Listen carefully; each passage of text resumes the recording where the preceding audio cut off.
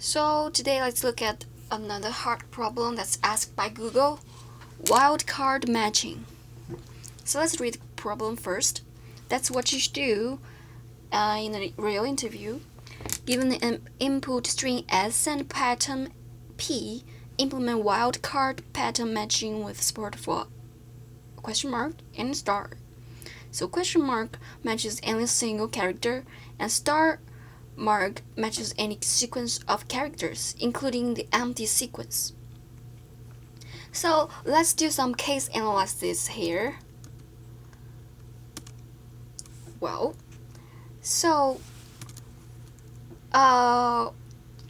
let's say if it would start a DP mindset. So I guess there's a 2D array, right? And we have indexes I and J, which represent the index of a certain character. So if we are comparing SI to PJ,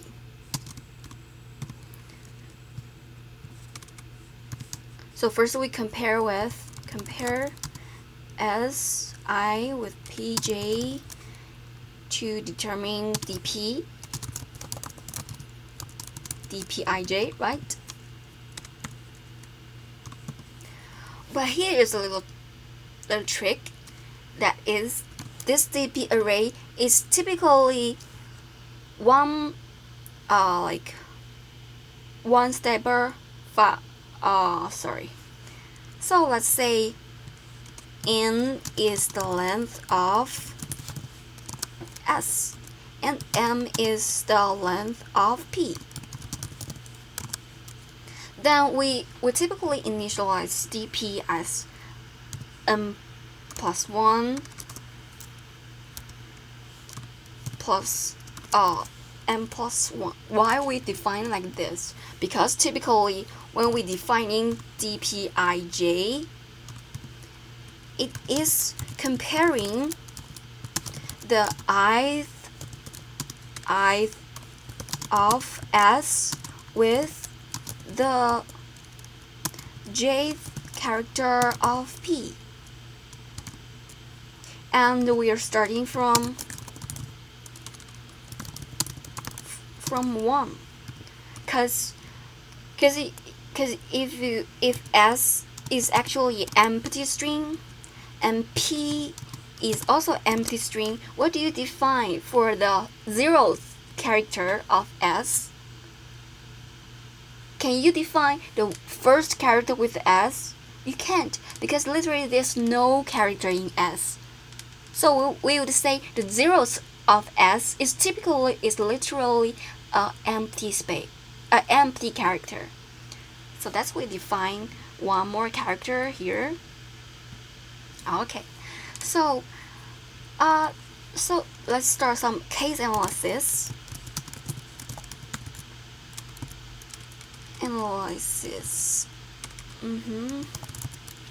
So if A is I plus 1, minus 1 is equal to P minus 1. Okay, then everything's good. So if all strings before SI minus 1 matches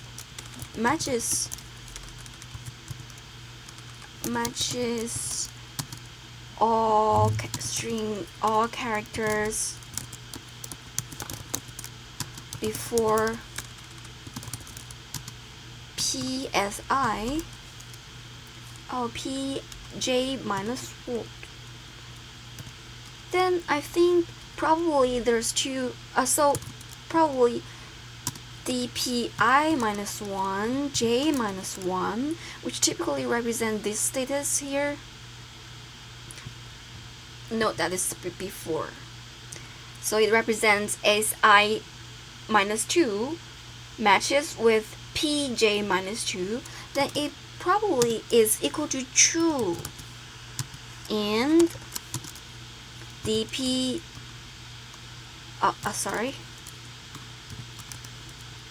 sorry, it should be 1. Or should be ij. Right. If there is some string that doesn't match is I minus 1, so if this does not stand, then dp I minus 1 j minus 1 would be false. So dpij would be false, which is false, right? So even though si minus 1 is equal to pj minus 1, we have that dpij dependent on the status of dpi minus 1 and j minus 1. So we would say, so the case here is like this. If si minus 1 is equal to pj minus 1, then dpij is equal to dpi minus 1 j minus 1, right? Okay, so what if si minus 1 does not equal to pj minus 1? Yet there are two cases. Oh, there are three cases. Three cases here. P is star, or P is question mark. So that means, so question mark can match any of si minus 1. So we can just, okay, I'll just treat si minus 1 as something that's equal to pj minus 1. So if p is equal to pi minus j minus 1 is equal to question mark, then we just proceed. We just regard as this case, because it could match. Question mark can match any like characters. So then we have dpij is same as above. So if pj minus 1 is equal to star. Oh, okay, so then it has three cases again. So the first cases would be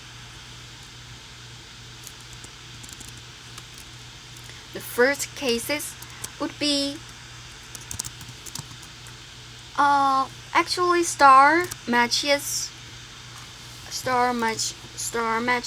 0. Matches 0 character in S.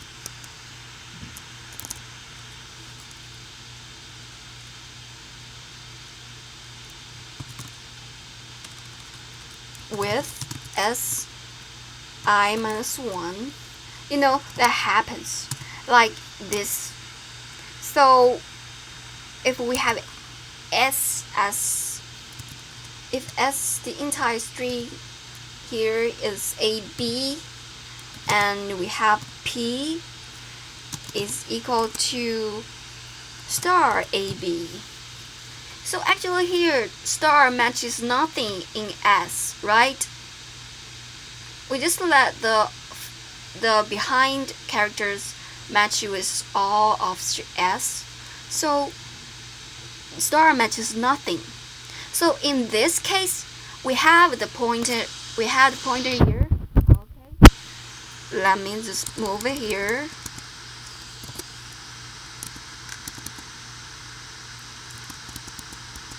So actually now the pointer for S is pointing at 0 and pointer for P is pointing at star. What do you want to do if star matches nothing? Yeah, Correct. So if star matches nothing, then we want to proceed this pointer one step to the right, right? So in this case, dpij would be equal to dpi, because you are preceding j, so j is one step before I minus 1. So yeah, to the previous state. Okay. So actually we want this pointer to stay there, which is stay in the past, stay the status in the past. We're proceeding with j, so j does not stay in the past, but +1 becomes now. So yeah, hope you understand that. So the second is the star matches like one character with s. So that means it's actually functioning as the question mark, right? So the question mark is no matter s is what character, we just simply regard it as a match. So dpij would equal to dpi minus 1, j minus 1, right? And the third situation is that star matches more than one character with s, maybe as I minus 1, I minus 2, etc. So I would have a working example here. Let's say S is AAB and P is star B, right? So here actually star matches two A's. So in the last, if you remember, if we are proceeding these two characters at here, when we are proceeding this, we thought that star matches one character, so we matches A with star. Now we find that this is actually not equal to this. So now we regret. We want star to match two characters. So that means we want to proceed S, but keep the pointer at P still. So J would remain in the past. So the previous status of J is J minus 1. And the next status of I minus 1 is I. So in this case, dpij would be equal to dpij minus 1. So if there's a D where star matches more than two characters, then you can treat it as same as C, because we know we already match a star with a character, and I want to match more characters. So, but who knows which of these three cases is the right case for us? So we can simply just do a reunion of them. So basically that means we can make dpij to either of them. That means we have dpij, which is the first case, and or dpi minus 1, j minus 1, or dpi j minus 1. Just OR them together. So we would know either of them would be true. So then we have comparing if these two characters actually equal to each other. If P is star, then it can't equal to I minus 1, But if P is star, we have something to do. If P I minus 1 equal to question mark, we have something to do. If the case is not any one of these three, then there's a not match. So the rest case is Pij minus 1 is not equal to Si minus 1.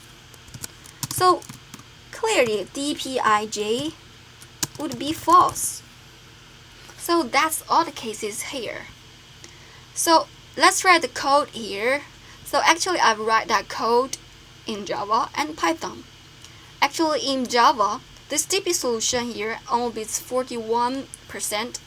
There's a greedy and DFS solution, which is way more faster. Look at this. So it beat more than 99% of speed and 100% of memory usage. So, but let's go through the DP solution first. So, as we said before, we are allocating one space longer than the actual length of S and P, and we allocate a DP array, 2D array, and so for this is actually the base cases. So I realized that we forget to analyze the base cases there. So base case is really different, really important. So let's say this. If you want to know dPij, you have to know about the previous statuses of dPij. So the initial status will serve as the basic status. Okay, so the base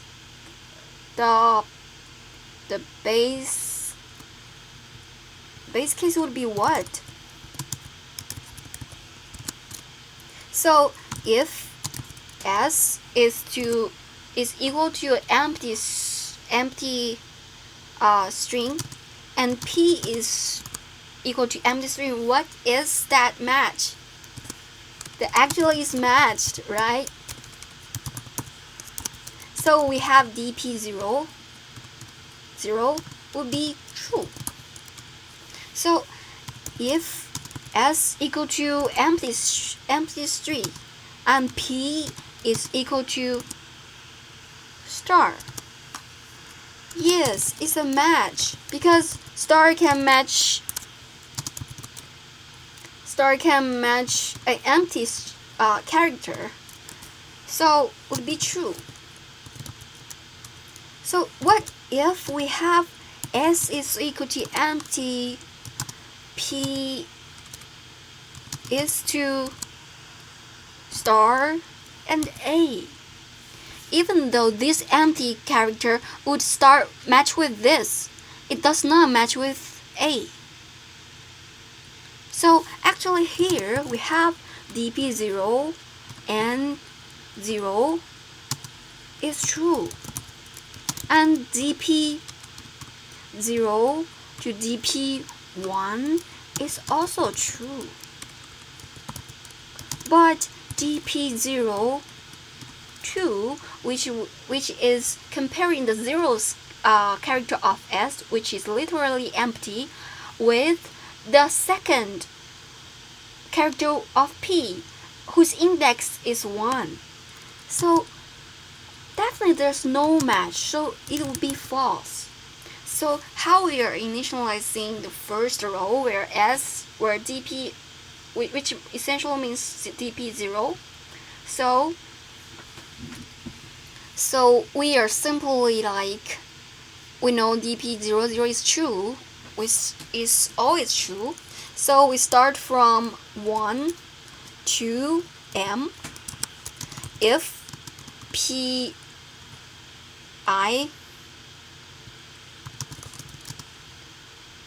is equal to a star, then dP0I would be true. But as soon as we find it's pi does not equal to, we should be consistent here, does not equal to star, then all cells behind I should be false. All behind should be false. So no matter what you have in that, even if it's a star, it's doomed to be unmatched. Okay, so let's go back to the code. So first we are initializing the character here. So this is just initializing, right? And dp00 should be true. And we start from 1 to the n. N is something like this. And if char at I minus 1 is equal to a star, then dpij is true. Else, we break the loop as soon as possible. So since in Java, if you don't initialize do this explicit initialization, the values would be initialized to false. So all others after this break, all other cells after I minus 1 is false. Okay, then we are starting to match every character at S to match with every character in P. So the first case, if P is star, then there are 3 cases there. If this character is question mark or they actually equal to each other, then dpij is dependent on the previous state of the matches. Else, dpij should be false, which means P at j minus 1 is not question mark, is not star, and they are not equal to the char at si minus 1. And finally, we just return the last status. Then that's all. So if you want to look at this greedy and DFS solution, please click my another video because I don't want to keep it so long. Thank you. Have a good day, nice.